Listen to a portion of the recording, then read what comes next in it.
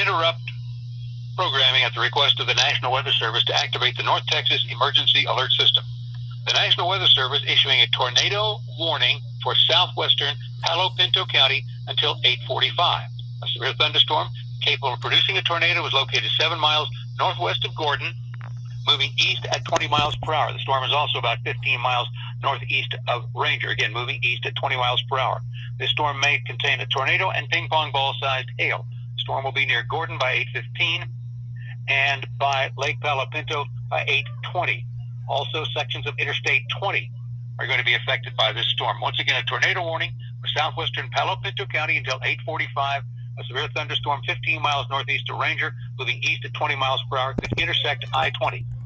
Additionally, severe thunderstorm warnings are being issued for northwestern Parker County and northeastern Palo Pinto County until 8:45. Another severe thunderstorm is located near Mineral Wells, moving east at 30 miles per hour. So two different cells, one east of Ranger and one just near Mineral Wells, moving east at 30 miles per hour. All North Texas stations affected by this alert are requested to relay the preceding message.